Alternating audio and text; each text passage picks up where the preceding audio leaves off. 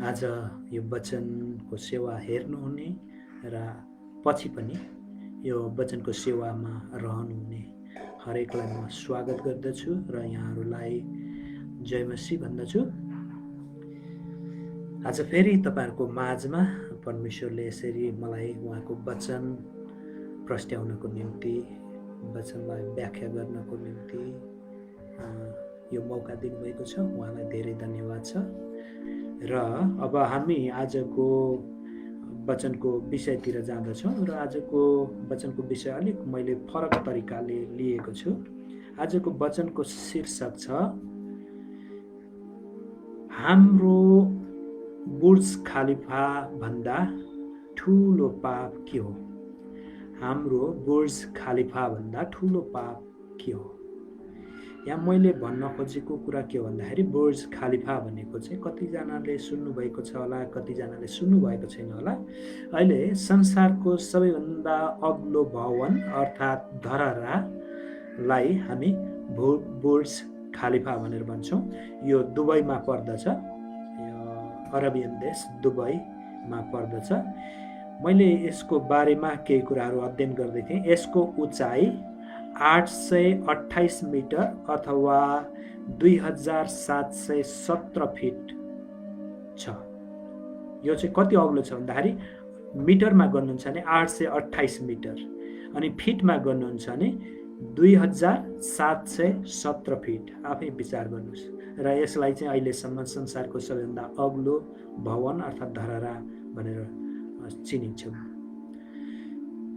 मानिसको पाप पनि या बाइबलमा परमेश्वरले बताउनु भएको मानिसको पाप पनि यो बुर्ज खलिफाको भन्दा अग्लो, निकै अग्लो पाप पाइन्छ। अनि आज तपाईँ र मेरो पाप कस्तो छ तपाईँ मैले विचार गरौँ। यो संसारमा हामी जिउँछौँ, धेरै पाप गर्नेहरूको बीचमा हामी छौँ। तिनीहरूको बीचमा हामी रहँदाखेरि कहिलेकाहीँ उनीहरू पापमै लडीबडी खेल्दा खेल्दै कहिलेकाहीँ हामी पनि त्यस्तै नक्कल गर्न थाल्दछौँ र हामी पनि पापमा कहिलेकाहीँ फस्ने सम्भावना हुँदछ। र तपाईँ र मेरो पाप यतिसम्म बढ्दै जान्छ, अग्लो हुँदै जान्छ, बढ्दै बढ्दै बढ्दै जान्छ कि त्यो बुर्ज खलिफा भवनभन्दा पनि अग्लो भएर जान्छ। आज ती तपाईँ र मेरा त्यस्ता पापहरू जो बुर्ज खलिफाभन्दा अग्ला हुन्छन्, ती पापहरू के हुन् र ती पापहरूबाट कसरी हामीले छुटकारा पाउने, त्यही विषयमा केन्द्रित भएर हामी वचन हेर्नेछौँ। र वचनको फेरि म एकचोटि बताउने छु। यो वचनको शीर्षक चाहिँ हाम्रो बुर्ज खलिफाभन्दा ठुलो अर्थात् अग्लो पाप के हो। हामी उत्पत्तिको 11 अध्यायको 1 पददेखि 9 पदसम्मबाट हेर्छौँ। तर मैले वचन चाहिँ विशेष गरी 4 पदबाट लिएको छु, तर हामी 1 पददेखि 9 पदसम्म नै पढ्नेछौँ। त्यसपछि हामी अगाडि बढ्नेछौँ। हुन्छ, म पहिले आज चाहिँ म यो उत्पत्तिको 11 अध्यायको 1 देखि 9 पद यहाँहरूको लागि पढ्नेछु। यहाँहरूसँग बाइबल छ भने आफ्नो बाइबल पल्टाउन सक्नुहुन्छ, अर्थात् छैन भने अहिले साथमा छैन भने ध्यान दिएर सुन्न सक्नुहुन्छ। यहाँ यसरी लेखिएको छ उत्पत्तिको 11 अध्यायको 1 देखि 9 पदसम्म। त्यस बेला भनेको यो उत्पत्ति परमेश्वरले मान्छेलाई सृष्टि गर्नुभएको केही वर्ष भनौँ, धेरै नै वर्ष बितेको छ। यो वर्षपछि त्यस बेला जम्मै पृथ्वीमा एउटै भाषा र एकै खालका बोली थिए। मानिसहरू पूर्वतिर सर्दै जाँदा सिनार देशमा एउटा मैदान भेट्टाए, त्यहीँ बसोबास गरे। तिनीहरूले आपसमा भने, लौ हामीहरू इँट बनाएर पोलौँ। ढुङ्गाको सट्टा इँट र हिलोको सट्टा अलकत्र तिनीहरूले प्रयोग गरे। तब तिनीहरूले भने, लो हामी आफ्नो निम्ति एउटा सहर र स्वर्गसम्म पुग्ने एउटा धरहरा बनाऊ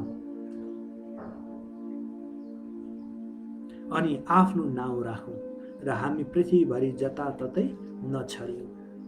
तिनीहरूका सन्तानले बनाइरहेका सहर र धरहरा हेर्नलाई परमप्रभु तल ओर्लनुभयो। अनि परमप्रभुले भन्नुभयो, यदि एउटै भाषा बोल्ने एउटै जातिको स्थानमा अहिले यिनीहरूले यो गरे भने अब तिनीहरूले योजना गरेको कुनै कुरा पनि असम्भव हुने छैन। आओ तल ओर्लेर गई तिनीहरूका भाषा खलबल पारिदिउँ र तिनीहरूले एक अर्काको बोली नबुझुन्। तब परमप्रभुले त्यहीँबाट तिनीहरूलाई जम्मै पृथ्वीभरि तितरबितर पार्नुभयो र तिनीहरूले त्यो सहर बनाउन छोडिदिए। यसकारण त्यसको नाम बाबेल राख्यो, किनभने परमप्रभुले त्यही नै सारा पृथ्वीभरिका भाषा खलबल पारिदिनु भएको थियो। त्यहीँबाट परमप्रभुले तिनीहरूलाई सारा पृथ्वीभर तितरबितर पारिदिनु भयो। हामीले यो खण्ड पढ्यौँ र हाम्रो यो मान्छेको बुर्ज खलिफा भन्दा पनि अग्लो पाप के रहेछ, के हो? आज तपाईँ र मैले पनि कहिलेकाहीँ तपाईँ र म पनि पापमा फस्ने सम्भावना हुन्छ। कतिचोटि हामीले यी पापहरू गरिरहेका हुन्छौँ तर हामीले ख्याल गरेका हुँदैनौँ। यी पापहरू बुर्ज खलिफा भवनभन्दा पनि धरहराभन्दा पनि एकदमै अग्ला हुन्छन्। ती के हुन् हामी हेर्नेछौँ र त्यसबाट कसरी परमेश्वरले बस्ने उपाय दिनुभएको छ ती कुरा पनि हेर्नेछौँ। तपाईँले यो उत्पत्तिको पुस्तक हेर्नुभयो भने, विशेष गरी तपाईँले यो 10 अध्यायमा हेर्नुभयो भने नोआको बारेमा लेखिएको छ। नोआ परमेश्वरमा आज्ञाकारी भएका थिए। त्यस्तै गरी 11लाई छोडेर 12 अध्याय पनि हेर्नुभयो भने तपाईँले अर्को व्यक्ति पाउनुहुन्छ जो हाम्रा विश्वासका पिता भनेर पनि कहलिनुहुन्छ। उहाँ अब्राम हुनुहुन्छ। अनि 10 अध्यायमा नोआ आज्ञाकारी थिए र 12 अध्यायमा पनि अब्राहम आज्ञाकारी छन्। दुईटा अध्यायमा यो 11 अध्यायभन्दा अगाडि आज्ञाकारिताको बारेमा बताएको छ र 11 अध्याय पछाडि पनि 12 अध्यायमा आज्ञाकारिताको बारेमा बताइएको छ। तर यो 11 अध्याय जुन बिचमा छ यसमा चाहिँ अनाज्ञाकारिताको बारेमा बताइएको छ। भन्दाखेरि यहाँ लेखकले यसरी राख्नुको कारण अर्थात् यो घटना यसरी पढ्नुको कारण कुनै विशेष कारण पनि हुन सक्छ। त्यो कारण चाहिँ के हो भन्दाखेरि हुन त यो अब्रामभन्दा अगाडि घटेको घटना, नोआ र अब्रामको बिचमा घटेको घटना भएको कारणले पनि हुन सक्छ। तर एउटा मुख्य कारण चाहिँ के हो भन्दाखेरि तपाईँ र म आज्ञाकारी भइरहँदाखेरि पनि आज्ञाकारिताको बिचमा कहिलेकाहीँ अनाज्ञाकारी हुने सम्भावना हुँदो रहेछ। तपाईँ र म जसले येशू ख्रीष्टलाई विश्वास गरेका छौँ, हामीले हाम्रा पापहरू उहाँको अगाडि स्वीकार गरेर पश्चाताप गरेका छौँ र उहाँसँग क्षमा मागिकन हामीले क्षमा पाएका छौँ र अब क्षमा पाइसकेपछि उहाँले हामीलाई क्षमा गरेर पवित्र तुल्याइसकेपछि पनि फेरि अनाज्ञाकारी हुने, फेरि पाप गर्ने सम्भावना चाहिँ उत्तिकै प्रबल हुँदो रहेछ भन्ने कुरा यो 11 अध्यायले हामीलाई बताउँदछ। र यो 11 अध्यायको 4 पदमा हामीले विशेष आज केन्द्रित भएर वचन हेर्नेछौँ।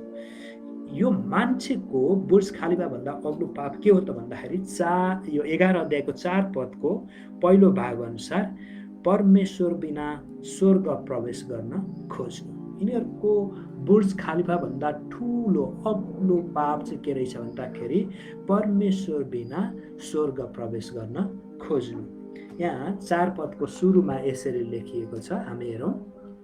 तब तिनीहरूले भने, लौ हामी आफ्नो निम्ति एउटा सहर र स्वर्गसम्म पुग्ने एउटा धरहरा बनाऊ। यिनीहरूले के भनेका छन् भन्दाखेरि यतिखेरका मानिसहरू यतिखेर एउटै भाषा थियो, एउटै जाति थियो। अहिलेको जस्तो हाम्रो संसारभरि हाम्रै नेपालमा पनि कतिवटा जातिहरू छन्, कतिवटा भाषाहरू छन्। एकचोटि तपाईँले विचार गर्नुहोस्, धेरै भाषा, धेरै जाति हामी छौँ नेपालमा मात्रै।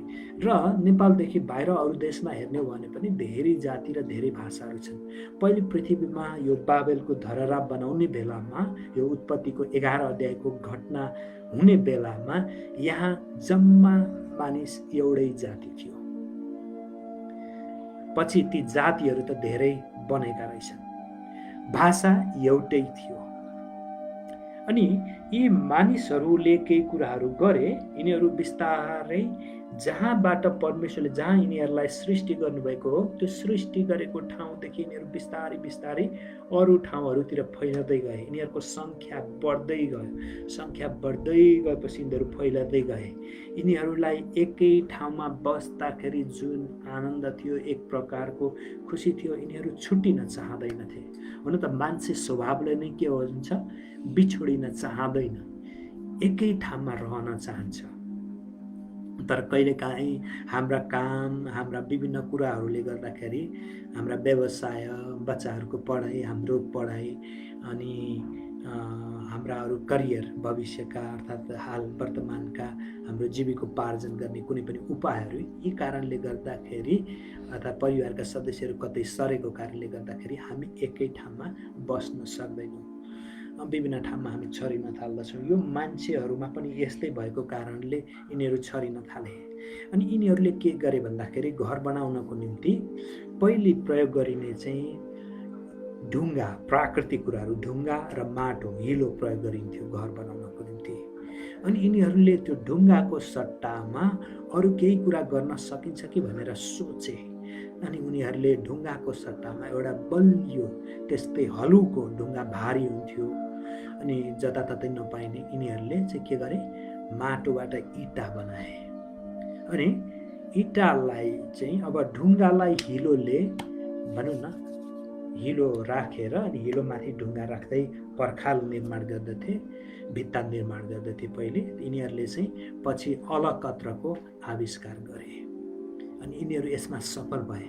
यिनीहरूलाई के लाग्यो भन्दाखेरि ओहो, हामी मान्छे जाति त जे कुरा गऱ्यौँ, हामी आफूमा निर्भर पऱ्यौँ भने त यो प्राकृतिक कुरामा निर्भर पर्नुभन्दा पनि हामी आफ्नै ज्ञान, बुद्धि, बल, बुतामा हामी भर पऱ्यौँ भने त हामीले जे पनि गर्न सक्दा रहेछौँ भन्ने यिनीहरूलाई एउटा भ्रम पर्यो।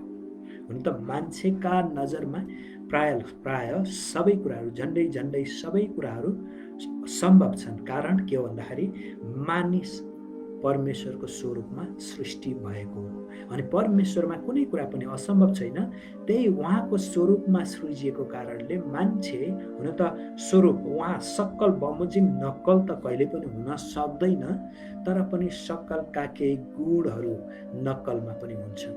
अर्थात् परमेश्वरमा भएका केही गुणहरू परमेश्वरको स्वरूपमा बनिएको यो मानिसमा पनि हुन्छ अनि उसमा पनि लगभग झन्डै सबै कुराहरू नै सम्भव हुन्थे।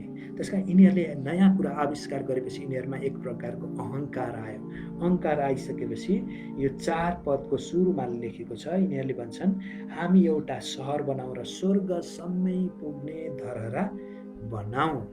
कत्रो यिनीहरूको आँट भयो, कत्रो ठुलो सपना यिनीहरूको भयो, एउटा ठुलो सहर बनाऊ अनि त्यो सहरमा एउटा के गरौँ, धरहरा बनाऊ। त्यो धरहरा हाम्रो उद्देश्य चाहिँ के हो, त्यो धरहरा चाहिँ पृथ्वीदेखि स्वर्गसम्मै पुग्ने होस्। यिनीहरूको एउटा सोच चाहिँ यहाँ के हो भन्दाखेरि परमेश्वर यो धरहरा अग्लो धरहरा बनाएको कारणले त्यो धरहराको विरुद्धमा हुनुहुन्न थियो। परमेश्वर अहिले जति पनि अग्ला भवनहरू बनाएका छन् ती अग्ला भवनहरूको विरुद्धमा हुनुहुन्न थियो। यदि हुनुहुन्थ्यो भने अहिले संसारको अग्लो ठहरिएको धरहरा अर्थात् यो भवन चाहिँ बुर्ज खलिफा हो, यसलाई परमेश्वरले भत्काइदिनुहुन्थ्यो। ख्याल गर्नुभएको छ कहिले? यदि परमेश्वर कुनै अग्लो भवन अग्लो धरहराको विरुद्धमा हुनुहुन्थ्यो भने यसलाई भत्काइदिनुहुन्थ्यो। सायद हाम्रो सगरमाथालाई पनि उहाँले ध्वस्त पारिदिनुहुन्थ्यो, किनभने संसारको सबैभन्दा अग्लो चुचुरो हो, मान्छेहरू त्यहाँ चढ्न जाँदछन्। परमेश्वरले भत्काइदिनुहुन्थ्यो। तर परमेश्वर यसको विरुद्धमा होइन। परमेश्वर त बुर्ज खलिफा होइन कि बुर्ज खलिफा भन्दा पनि अग्लो पापको विरुद्धमा हुनुहुन्थ्यो। यी मानिसहरू के गर्दै थियो भन्दाखेरि परमेश्वरको योजना चाहिँ के थियो भन्दाखेरि परमेश्वरको उद्देश्य थियो मानिसहरू परमेश्वरको इच्छा मुताबिक परमेश्वरको राज्यमा प्रवेश गरौँ भनेर। स्वर्ग राज्यमा मान्छे आफ्नो काम, बल, बुता अर्थात् वैज्ञानिक आविष्कारहरू गरेर केही गरेर त्यसरी स्वर्गमा प्रवेश गर्न सक्दैनन्। यो असम्भव कुरा हो अनि यहाँका यो बाबेलका मानिसहरूले यही असम्भव कार्य गर्न खोज्दै थिए। परमेश्वर बिना उनीहरू स्वर्ग प्रवेश गर्ने उनीहरूको योजना अर्थात् सपना अर्थात् दर्शन थियो, जुन चाहिँ पाप थियो। आज तपाईँ र म पनि परमेश्वर बिना केही कुरा गर्दछौँ भने हामी परमेश्वरमा विश्वास गर्छौँ, ख्रीष्ट येशूमा विश्वास गर्छौँ र हामी चाहिँ परमेश्वरको उपस्थितिमा उहाँ बिना नै, उहाँको अनुग्रह बिना, उहाँको योजना बिना नै प्रवेश गर्न खोज्छौँ भने त्यो भन्दा डरलाग्दो पाप केही पनि हुन सक्दैन। यिनीहरूले के भनेछन्, लौ हामी भन्ने शब्द यो 4 पदमा प्रयोग भएको छ। लौ हामी भनेको चाहिँ के हो, एकताको कुरा पनि गर्दछ। यिनीहरू पाप गर्न पनि के भएका छन्, एक भएका छन्, एकतामा लागेका छन्। आज कति मान्छेहरू पाप गर्नलाई पनि एक भएर एउटा सङ्गठन बनाएरै सङ्गठनात्मक रूपमा उनीहरू उत्रिँदछन्। अनि परमेश्वर यस कुरामा चाहिँ खुसी हुनुहुन्छ। परमेश्वरले यिनीहरूलाई एउटा मार्ग दिँदै हुनुहुन्थ्यो स्वर्गसम्म प्रवेश गर्ने, परमेश्वरको उपस्थितिमा प्रवेश गर्न। तर यिनीहरू परमेश्वरको राज्यमा परमेश्वर बिना नै प्रवेश गर्न खोज्दै थिए। कहिलेकाहीँ यो घटना चाहिँ कस्तो लाग्छ भन्दाखेरि, कोही कोही व्यक्तिहरू अमेरिकामा प्रवेश गर्दाखेरि अमेरिकाको सरकारको कानुन विपरीत उनीहरू प्रवेश गर्न खोज्दछन्। अनि विशेष गरी हामीले यो घटनाहरू चाहिँ मेक्सिकोतिरबाट उनीहरू प्रवेश गर्न खोजेका धेरै घटनाहरू सुन्दछौँ, पढ्दछौँ समाचारमा। र विगतमा यस्ता घटनाहरू भए जो अनि त्यहाँबाट लडेर मरेर अहिले ट्रम्प सरकारले त के पनि भन्यो भन्दाखेरि, तिनीहरू त्यसरी छिर्ने भएको कारणले के गरौँ, मेक्सिको र अमेरिकाको बिचमा एउटा ठुलो पर्खाली स्थापना गरौँ, ताकि कोही मान्छेहरू पनि अमेरिकामा सिधै प्रवेश त्यसरी इलिगल्ली प्रवेश गर्न नपाओस्। मान्छेले त आफ्नो देशमा अर्को देशको व्यक्तिलाई सिधै प्रवेश गर्न दिँदैन। नेपाल र हुन त भारतको त अब बोर्डर खुल्ला छ, एउटा सहमति नै भएको छ। तर अमेरिका अर्थात् अरू देशहरूमा भारतले पनि अरू देशका मान्छेहरू जोसँग सहमति भएको छैन ती देशका मान्छेहरूलाई प्रवेश गर्न दिँदैन। जस्तो बङ्गलादेशीलाई, पाकिस्तानीहरूलाई दिँदैन। अब केही इलिगल्ली पस्छन् त भिन्दै कुरा, तर लिगल्ली प्रवेश गर्न पाउँदैन। यो संसारमा त मान्छेले दिँदैन भने परमेश्वरको राज्यमा मान्छे आफै पाप लिए कसरी प्रवेश गर्न सक्थ्यो? सुरुको मानिसले जुन आदम र हव्वाले पाप गरे, पाप गरिसकेपछि पहिले पाप गर्नुभन्दा अगाडि उनीहरू परमेश्वरको उपस्थितिमा थिए। अदनको बगैँचामा हुँदाखेरि परमेश्वर आदम हव्वा सँगै रहन सक्नुहुन्थ्यो। यो एकदमै मिठो सङ्गति हुन्थ्यो, मिठो भेटघाट हुन्थ्यो। परमेश्वरलाई राम्रोसँग उनीहरूले बुझ्न सक्थे, परमेश्वर आफ्ना सृष्टिकर्तासँग उनीहरू खुसी हुन सक्थे, रमाउन सक्दथे। तर यिनीहरूले जब पाप गरे, पाप गरिसकेपछि पछिको पाप गरेको पुस्ता चाहिँ परमेश्वर बिना नै यिनीहरू प्रवेश गर्न खोजे। त्यसै कारण परमेश्वर यसको विरुद्धमा उठ्नुभयो र पछि हेर्नुभयो भने यो धरहरा बनाउने कार्यलाई उहाँले के गरिदिनु भएको छ, विफल तुल्याइदिनु भएको छ। यिनीहरूले धरहरा निर्माण गर्ने त सोच गरेका थिए, तर सायद जग पनि यिनीहरूले बसाउन पाए कि पाएनन् थाहा छैन। यिनीहरू आफ्नो भाषा खल्बलिएको कारणले, कि एउटाले अर्कोलाई नबुझ्ने भएको कारणले गर्दाखेरि यिनीहरू के गरे, छरिएर गए। आज तपाईँ र म पनि परमेश्वर कहाँ कसरी प्रवेश गर्न सक्छौँ? आज संसारमा धेरै मानिसहरू छन् जो परमेश्वर बिना परमेश्वरको राज्यमा आफ्नो बल, बुद्धा, धर्म, कर्म, असल कार्यहरूले प्रवेश गर्न खोज्छन्। हामी मान्छे भएपछि असल कार्य गर्नुपर्छ, राम्रो कुरो। तर असल कार्यले मान्छेदेखि मान्छेसम्म पुग्न देला, तर परमेश्वरसम्म असल कार्य पुग्न दिँदैन। किनभने हामीमा पहिले नै पाप छ। पहिले नै भएको पाप क्षमा नभइकन, त्यो पाप सम्पूर्ण रूपमा हामीबाट नहटिकन हामी त्यसरी परमेश्वरको उपस्थितिमा पुग्न सक्दैनौँ। त्यसो त हामी अब परमेश्वरको राज्यमा पुग्ने हाम्रो निम्ति के बाटो छ त, के उपाय छ त भन्दाखेरि, यूहन्नाको 14 अध्यायको 6 पदमा प्रभु येशू ख्रीष्टले यसरी भन्नुहुन्छ, साँचो साँचो म तिमीहरूलाई बताउँछु, अर्थात् भन्दछु कि बाटो, सत्य र जीवन म नै हुँ, म बाहेक कोही पनि पिता कहाँ प्रवेश गर्न सक्दैन। प्रभु येशू ख्रीष्ट बिना कोही पनि परमेश्वर कहाँ प्रवेश गर्न सक्दैन भनेर उहाँले भन्नुभएको छ। परमेश्वर नै बाटो, परमेश्वरको राज्यसम्म पुग्ने मान्छे, यो संसारदेखि परमेश्वरसम्म पुग्ने बाटो चाहिँ येशू ख्रीष्ट नै हुनुहुन्छ। उहाँले म नै भनेको म मात्र भनेर भन्नुभएको छ। उहाँ नै जीवन हुनुहुन्छ, उहाँ नै सत्य हुनुहुन्छ। त्यसकारण तपाईँ र म अझै परमेश्वर बिना हाम्रा चाहिँ के भनौँ, हाम्रै आफ्ना बल, बुद्धि अनि धर्म कर्मद्वारा हामी प्रवेश कोही अझै पनि गर्न खोज्दैछौँ भने त्यो गलत हुनसक्छ, त्यो एउटा पाप हुन सक्दछ। हामी परमेश्वरद्वारा भएर, येशू ख्रीष्टद्वारा भएर हामी परमेश्वरको राज्यमा प्रवेश गरौँ। दोस्रो कुरा, यो बुर्ज खलिफा भन्दा अग्लो अर्को पाप के हो भन्दाखेरि, यो उत्पत्तिको 11 अध्यायको 4 पदको दोस्रो भाग अनुसार आफैलाई ईश्वर तुल्याउनु, आफैलाई ईश्वर तुल्याउनु। यहाँ दोस्रो भागमा के भनिएको छ भन्दाखेरि यसरी लेखिएको छ, अनि आफ्नो नाउँ राखौँ। यी मान्छेहरू मान्छेको नाउँ राख्नलाई तल्लीन थिए।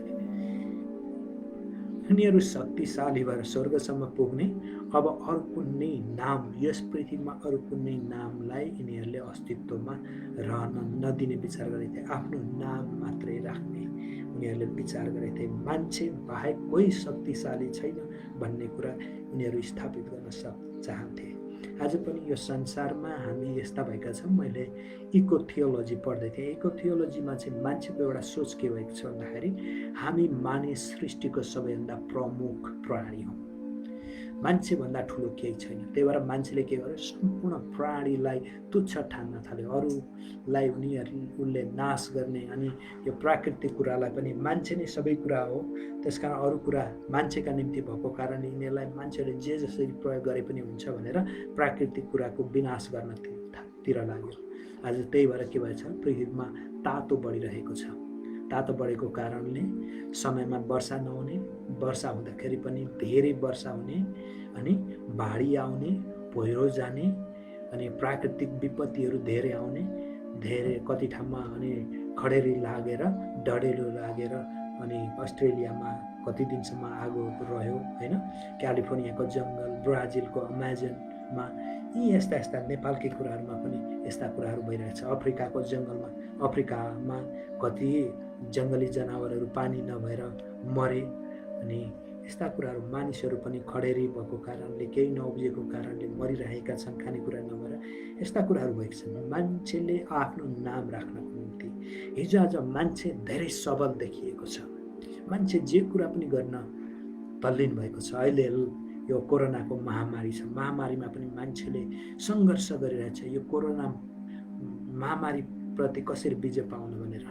अनि मान्छेले अहिले भ्याक्सिन, खोपहरूको विकास गर्न खोज्दैछ, औषधि पत्ता लगाउन खोज्दैछ, अनुसन्धानहरू भइरहेका छन्। भोलि ती खोपहरू पत्ता लाग्यो, अनुसन्धान गरेर औषधिहरू प्राप्त गऱ्यो भने मान्छेले के घमण्ड गर्छ, ओ हामी नै ईश्वर हो, हाम्रो खोज, अनुसन्धान, ज्ञान बुद्धिद्वारा हामीले यो प्राप्त गर्न सक्यौँ भनेर भन्छ। तर यदि परमेश्वरले ज्ञान बुद्धि दिनु नभएदेखि मान्छेले के प्रयोग गर्दथ्यो, कसरी अनुसन्धान गर्दथ्यो? त्यसकारण यी कुरा असम्भव छन्।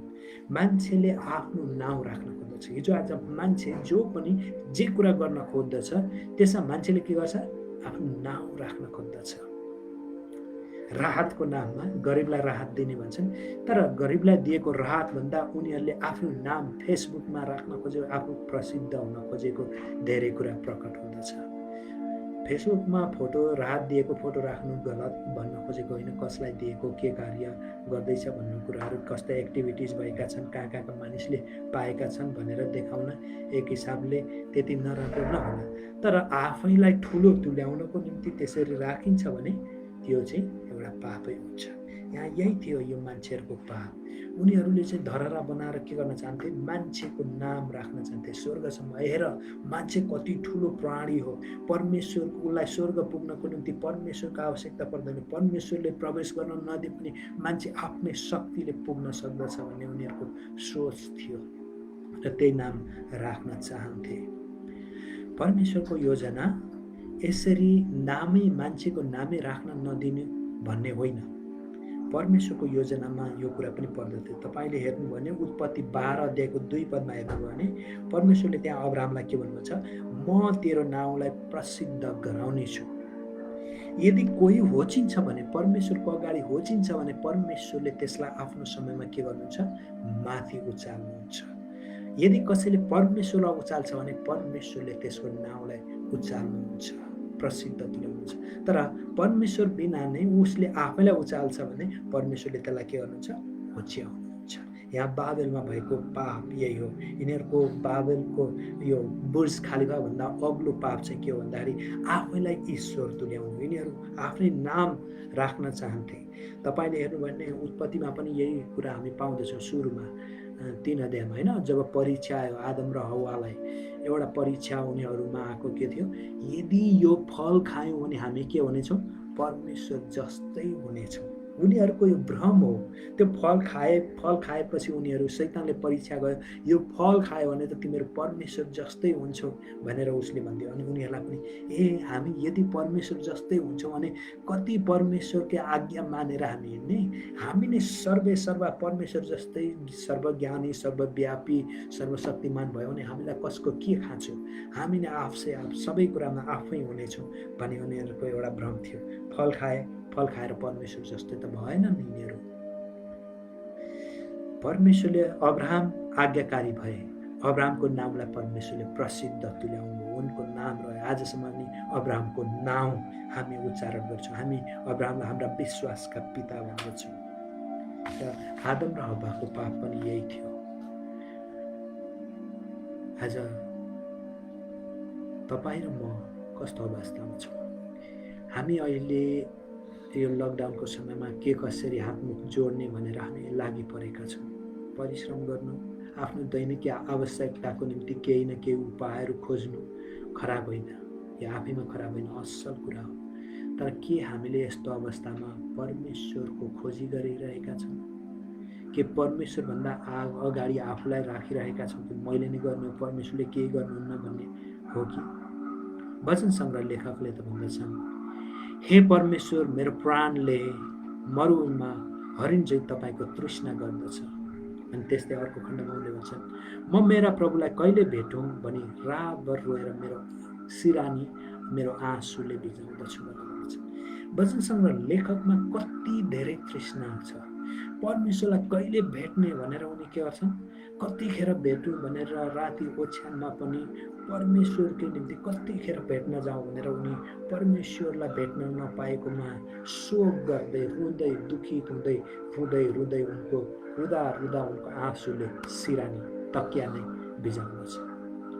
अनि मरुभूमिमा पनि उनी के गर्छन्, मरुभूमिको हरिण, मरुभूमिमा कुनै पनि प्राणी पानी नपाएपछि कस्तो तिर्खाउँदछ, त्यहाँको गर्मी, प्रचण्ड गर्मीले। त्यस्तै गरी हे परमेश्वर, मेरो प्राण तपाईँको निम्ति तृष्णा गर्दछ भनेर भन्दछ। हिजोआज कति मान्छेलाई के छ भन्दाखेरि यो लकडाउनको अर्थात् निषेध आज्ञा भएको कारणले गर्दाखेरि धेरै विश्वासीहरूलाई सन्चो छ। हो, चर्च जानु परेन, कस्तो आनन्द भएको छ, सङ्गति जानु परेन, क्या आनन्द छ भनेर भन्दैछन्। त्यति मात्र होइन, सङ्गति जानु नपर्ने मात्र होइन, प्रभुसँग प्रार्थना गर्ने, बाइबल अध्ययन गर्ने, एउटा प्रभुको कुराहरूमा ध्यान दिने, आज्ञाकारितामा ध्यान दिने, यी सबै कुराहरू हटेर गएका छन्।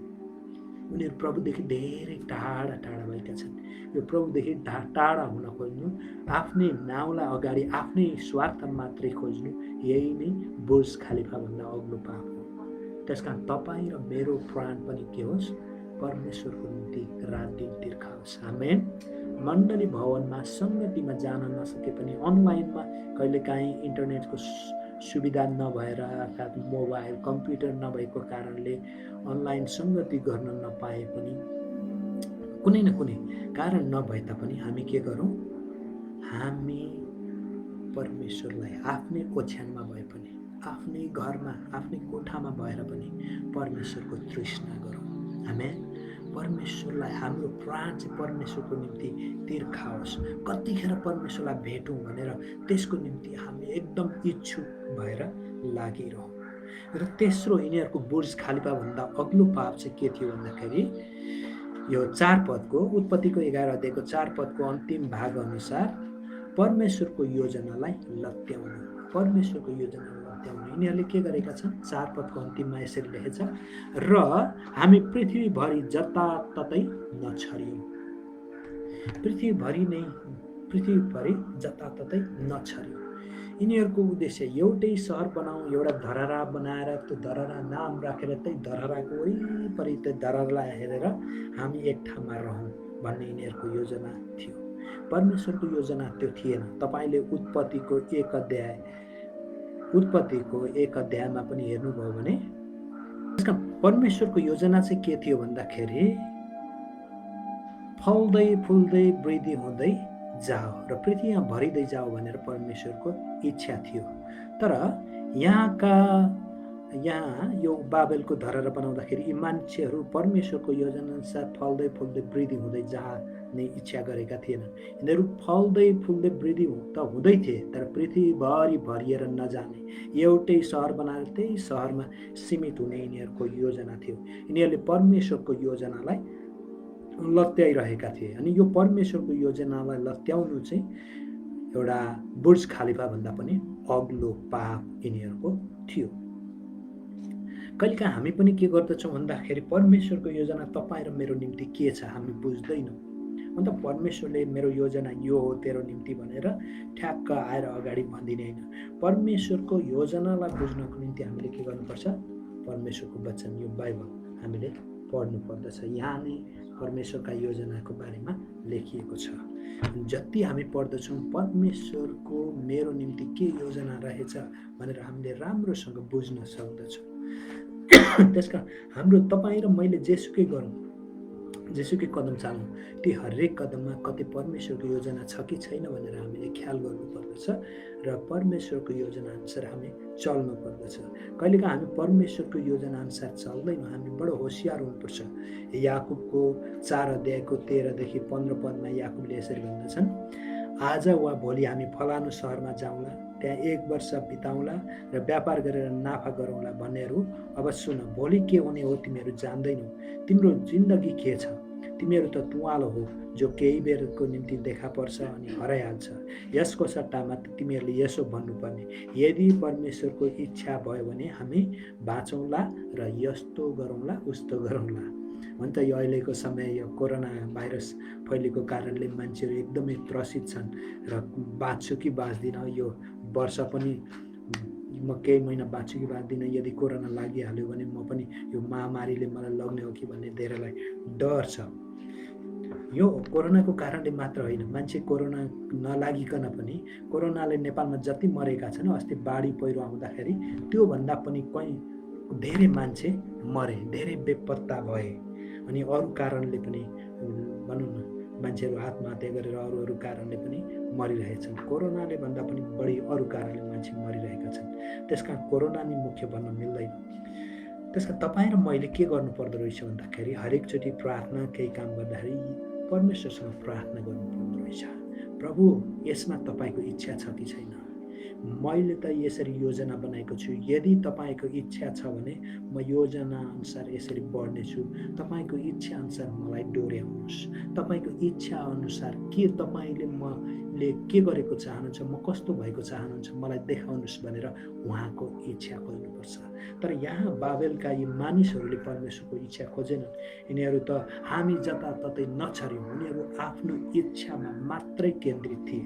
आज कतिचोटि तपाईँ र म पनि मेरो इच्छा यो, मेरो इच्छा यो भनेर हामी आफ्नै इच्छामा केन्द्रित हुन्छौँ, परमेश्वरको इच्छा खोज्दैनौँ।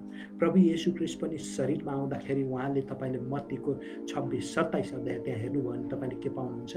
उहाँ कल्भरी क्रुसमा टागिनुभन्दा अगाडि गेतसेमनीको बगैँचामा उहाँले प्रार्थना गर्नुभयो। प्रार्थना गर्दाखेरि उहाँले के भन्नुहुन्छ पितासँग, हे पिता, यदि तपाईँको इच्छा भए यो कचौरा मबाट दूर हटाइदिनुहोस्, तर मेरो इच्छा होइन तपाईँको इच्छा पुरा होस्। हो, उहाँको इच्छा शरीरमा मान्छेको रूपमा आएकोले मान्छे मर्न चाहँदैनथ्यो, उहाँको शरीरले चाहिँ मर्न चाहँदैनथ्यो, त्यो इच्छा थियो। त्यही भएर यो कचौरा मबाट हटाइदिनुहोस् भनेर भन्नुभयो।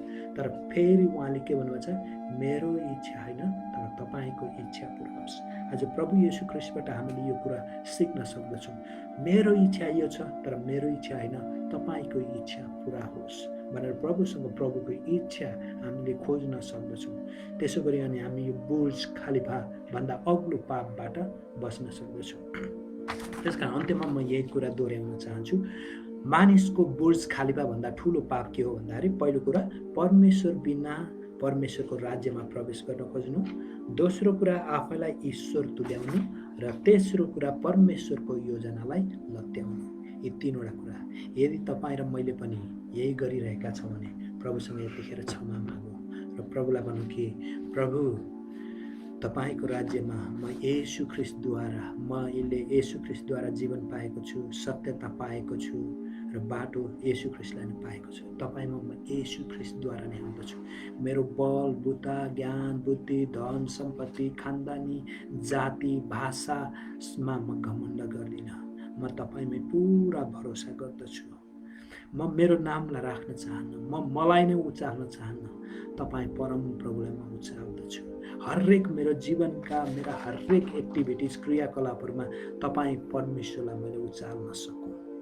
अनि प्रभुजी कतिचोटि म मेरा योजनाहरूलाई अगाडि ल्याउन खोज्दछु, तर मेरा योजना होइन, तपाईँकै योजनाहरूलाई म पालन गर्न चाहन्छु। तपाईँको योजना, तपाईँको इच्छा मेरो जीवनको निम्ति के छ मलाई देखाउनुहोस् र तपाईँको इच्छा जे छ मेरो जीवनमा पुरा गर्नुहोस् भनेर आउनुहोस्। हामी एकछिन प्रभुसँग प्रार्थना गरौँ। हे स्वर्गमा विराजमान हुनुहुने परमप्रभु परमेश्वर, तपाईँलाई हामी यो सुन्दर घडीको निम्ति धन्यवाद दिन्छौँ। आजको तपाईँको वचनबाट हामीले हेऱ्यौँ कि बुर्ज खलिफाभन्दा अग्लो पाप हाम्रो के हो भनेर। अनि कतिचोटि हामी तपाईँको राज्यमा हामी तपाईँ बिना नै प्रवेश गर्न खोज्दछौँ। तपाईँ परमेश्वरलाई हामीले इन्कारदछौँ। हामी जीवन चाहन्छौँ तर तपाईँ येशूलाई चाहँदैन। हामी सत्य चाहन्छौँ, तपाईँ येशूलाई चाहँदैन। हामी स्वर्ग राज्य चाहन्छौँ तर तपाईँ येशूद्वारा भएर हामी जीवन प्रवेश गर्न चाहँदैनौँ। आज तपाईँ येशूलाई नै हामीले खोजी गर्न सकौँ। तपाईँ परमेश्वरको योजना हाम्रो जीवनको निम्ति के छ त्यो योजना देखाउनुहोस् र त्यो योजना अनुसार हामी हिँड्न सकौँ। प्रभु, तपाईँको इच्छा हाम्रो जीवनमा पुरा भएको होस्, हामीलाई सहायता गर्नुहोस् र तपाईँको वचनले भने जस्तै गरी हामीलाई जीवन जिउन सहायता गर्नुहोस्। हामीले आफ्नो नाम राख्न खोज्छौँ, आफ्नो नाम होइन तर तपाईँ परमेश्वरको नाउँलाई हामीले उचाल्न सकौँ। धन्यवाद छ प्रभु तपाईँको वचनको निम्ति। हामीलाई यो बुर्ज खलिफाभन्दा अग्लो पाप गर्नदेखि दूर राख्नुहोस्, तर तपाईँमा हामी गहिरेर हामी तपाईँको नजिक आउन सकौँ। धन्यवाद, आदर, महिमा, प्रशंसा तपाईँलाई छ। हाम्रो प्रार्थना चढाउँछौँ येशू प्रभुको नाम, आमेन। परमेश्वरले यहाँहरू सबैलाई प्रशस्त आशिष दिनुभएको होस्। आजको यसरी वचनको आराधनाको भागमा हामीलाई परमेश्वरले एउटै मन दिनुभयो, एकै ठाउँमा, अनलाइनमा पनि हामी एकै ठाउँमा भेला हुन सक्यौँ। प्रभुको महिमा भएको होस्। आउँदो दिनमा हामी फेरि यसै गरी भेट्ने छौँ। तबसम्मको लागि यहाँहरूबाट म बिदा चाहन्छु। जय मसीह।